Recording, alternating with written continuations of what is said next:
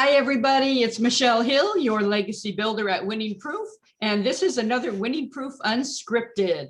And today I have my great client on, Tom Atencio, and I am going to read a little bit of Tom's bio so I don't mess it up and I get it correct. Okay.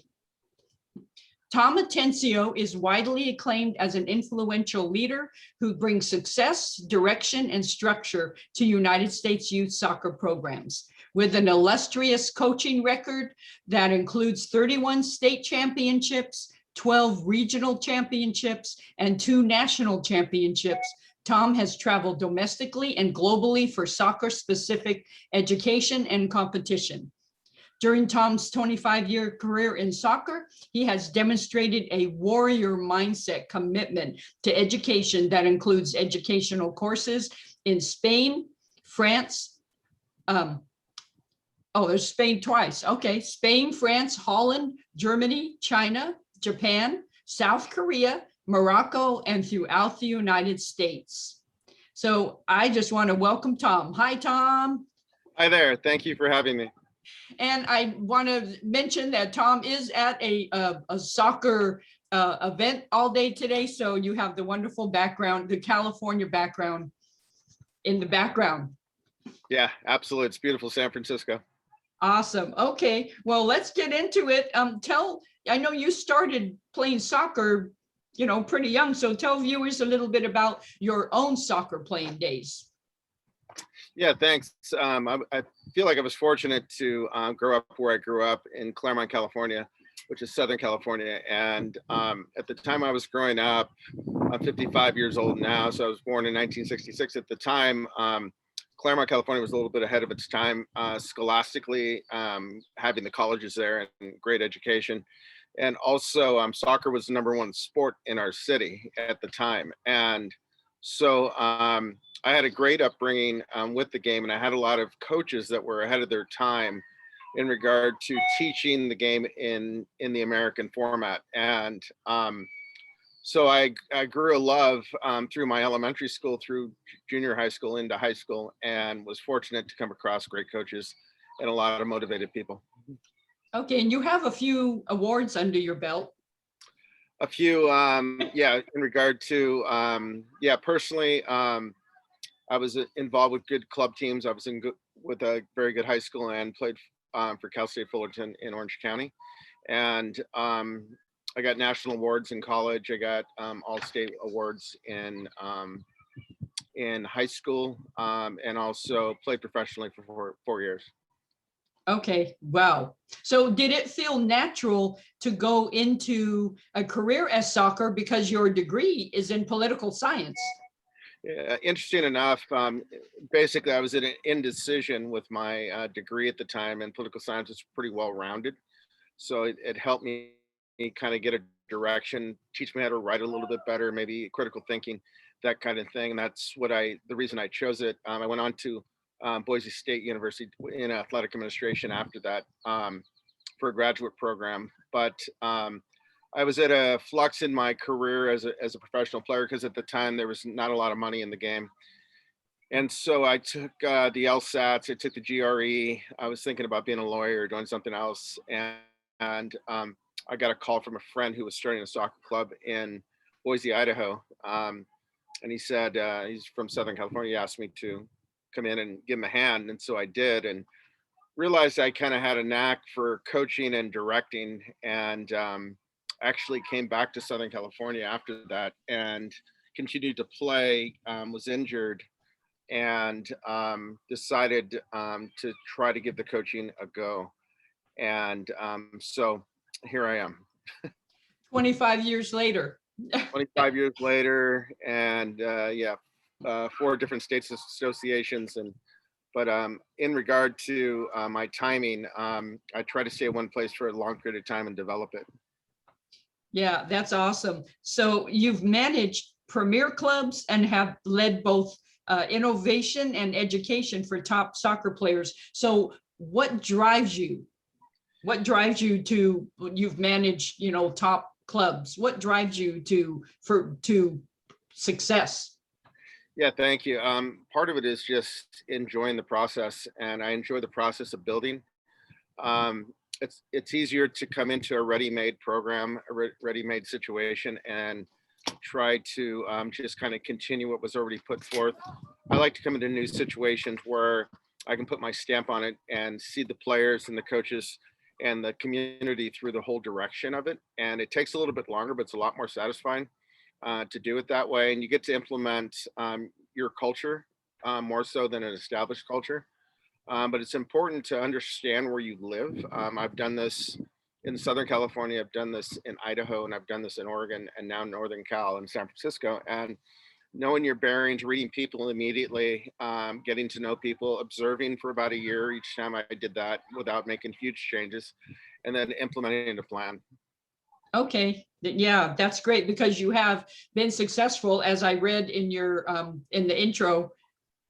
You have won quite a lot of state championships and regional championships. So something you're doing is working.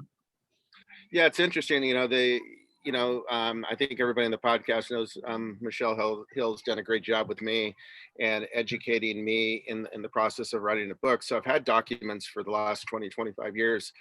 Structurally, I didn't know how to put it together. That's where Michelle came in and helped me out. And I didn't know how to formulate it. And so I came up with an idea of how to do kind of a how-to book for club directors and coaches. And a lot of it has to do with not expecting, hoping for the result, wanting the results, wanting all the bonuses of winning, and basically retaining players, developing coaches. But you don't ever take it for granted. You got to stay humble, and you got to keep pushing towards an end goal, but be realistic with who you're coaching and who you're teaching. Okay, yeah, that makes sense. And who is easier to coach? Somebody who is wildly talented, yet maybe not so coachable, as opposed to somebody who lacks talent, but is a sponge with learning things. Yeah, it's interesting. If you're dealing with youth soccer in that regard, there's a lot of change that happens. For example, in the United States Youth Soccer Association, national teams start at U14, start identifying players for our national teams. But that who's identified at 14 will change about 60 to 65% by the time they're 20. And so the key is getting the talented player to accept a work ethic. And the other key is to get the maybe not as talented, but willing to work type of player to maximize who they are. And that change, that's the process. That the change happens, again, 60, 65% of the times it changes from who's on a national team at 14, who's on there at 20. Wow. Now, how does mental strength come in? Mental discipline, mental toughness? Yeah, absolutely.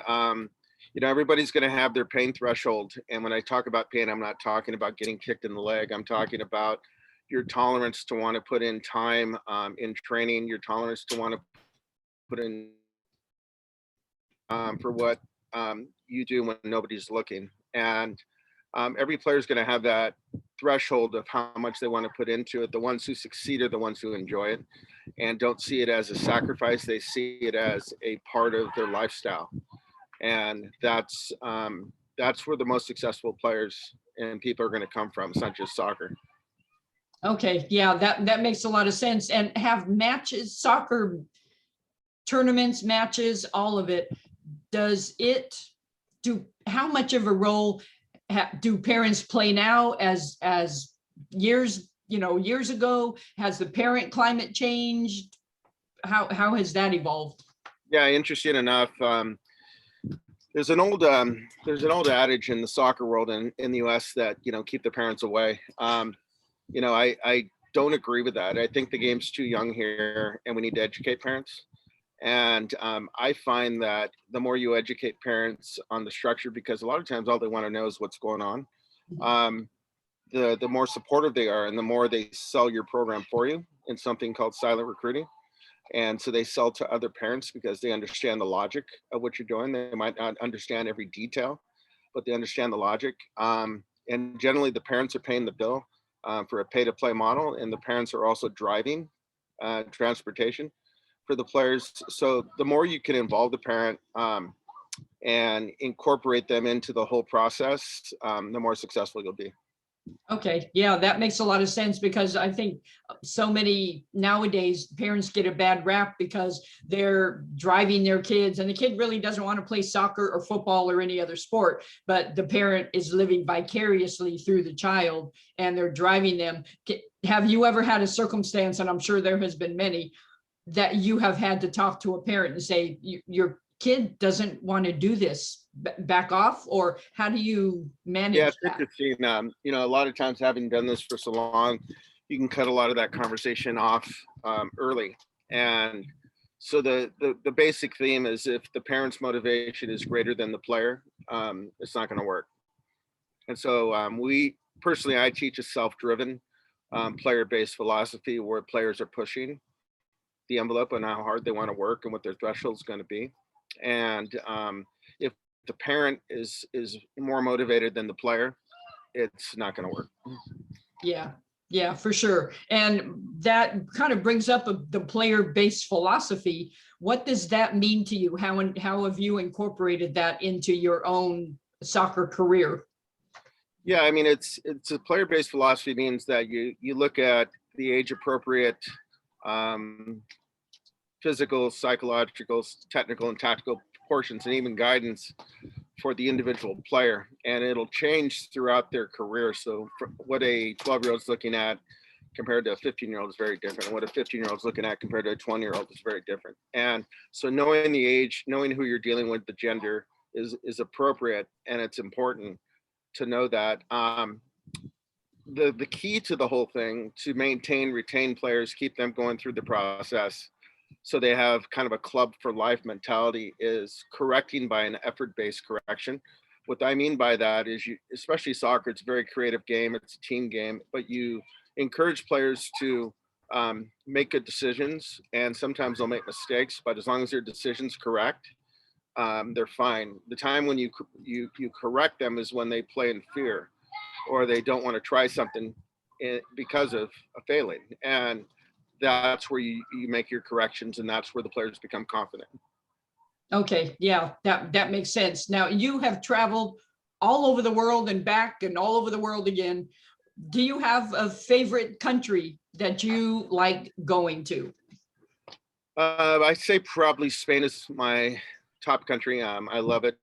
I could move there. It's very similar to where I grew up in Southern California, as far as weather and temperament, and obviously the Spanish language. But yeah, I enjoy Spain. I like anywhere basically in Southern Europe. I like Portugal, and I'll actually be traveling to Portugal, Spain, and Morocco here in about a month. Some of it's soccer related, some of it vacation. So Nice. yeah, but I like to adventure out. I like to mix the work with the travel and the culture, and I've been fortunate to do that. Yeah, absolutely. Yeah, a lot. So you mentioned your book, Anatomy of a Winning Culture. So that's recently released within the last couple of weeks, I think? Maybe 3 weeks or so? Yeah, Yeah, tell us yeah, it's been about that. under a month. Yeah, Okay. it's pretty exciting actually. It hasn't really, I treated the book kind of like being in the middle of a state championship or a national championship, where you're in the zone and you're not really looking at what could happen or what you completed or succeeded with. So when I was in the middle of the book, I was kind of business mode, get it done, do it right, make sure it's good. And of course, you're a big part of that. And I'm sitting back now and looking at it and getting responses from people after they've read it and ordered it. And I think it's pretty good. I think it came out great. I think it's necessary for youth sports clubs in the United States, but I think it can be used globally. Okay, yeah, definitely. And you might want to consider having it translated into Spanish or into some other languages that could expand its reach as well. So, yeah. Okay, so I'm going to turn it on a personal note. You are a fine dining connoisseur. What does that mean to you? Oh man, I search it out. I think it's what's the name of the guy from Northern California, Drivers, Diners, and Dives. I'll go find that place when I travel. I'll go look for those kind of places. I think there's good food everywhere. I think there's good culture everywhere. I think you just need to search it out and find it. So if I had a favorite food, it would definitely probably be Mexican, Spanish, Indian, anything from the Mediterranean. But willing to try anything once. And so, especially in San Francisco, it's such a great place to eat. Oh, it is. It absolutely is. Yeah. Yeah. I love anything Greek, Mediterranean, Spanish food, Mexican food, which is different, Yep. very different. And yeah, so that's awesome. So are you a home chef? Do you cook all that food yourself at home or? I'm a novice. Okay. I would say that there's a couple things I can cook, like bolognese and maybe a couple of Mexican dishes, but that's about it. Otherwise, I'm pretty simple at home. Yeah. Okay. And you also are a dog lover. I And am. I am not an animal person, so educate me. What kind of dogs do you like? Do you have a dog? Educate me on the dog world. Yeah. So interesting enough, I grew up with a poodle we got from in Southern Cal. We call him the Pound, or the dog shelter, when I grew up. And but I was so busy, I really didn't have the time to spend with the dog. I take her for a walk and things like that. But I always wanted my own dog because I like to run. I like trails, hiking. And so I wanted a dog I could train and run with. And especially when I moved to Idaho, some of the trails are logging trails, and sometimes there's moose on them, and deer, elk, and you want a dog, bears, and so the dog will let if something's not normal. And so I started I've had 4 dogs, but I've always had a dog just to basically just hang out with. And I was previously married. The last dog I had is still alive. She's 17. I left her in Oregon. It was the hardest decision of my life, just because the backyard and the area where she could live was better than where I was moving to, and a lot more room. I think she'd have a better life. Plus, she was older. And but at this time in San Francisco, I don't have a dog, but I do volunteer myself to dog sit consistently with my players and friends here. So, yeah. That's awesome. Yeah, I love that. And so how can people reach you? How can they buy your book? Tell us that. Yeah. Well, it's available on Amazon, Barnes Noble, Kindle, and it's from Publishers Ingram. And it's also global, actually. I've had a few people send me what's going on globally, so it's available. I saw it available at Target, for example. So it is out there. So my actual email is winningculture21@gmail.com, and that's an easy way to get a hold of me, winningculture21@gmail.com. And also on Instagram, Facebook, and Twitter, I have accounts specifically in regard to the book. But it's available at all the normal places you would find a book, and it's under my name or under the title. Okay, great. Did I not ask anything that you want to share? No, I think that's it. It's terrific. Yeah, I really appreciate it. And again, I want to reemphasize your help in guiding me was tremendous. Well, thank you. And if all my clients were as easy to work with as you, and life would be rosy and cherry. And most of my clients, all of them are wonderful to work with, but you specifically were a joy to work with. I appreciate that. I appreciate your kind words. So thank you. And if anybody wants to get in touch with Winning Proof, I am at winningproof.com. That's my website. Or you can reach me via email at winningproof@gmail.com. And I am a book and publishing consultant. I put all the pieces together for your book so you don't have to. So that is it. And thank you so much for watching another episode of Winning Proof Unscripted.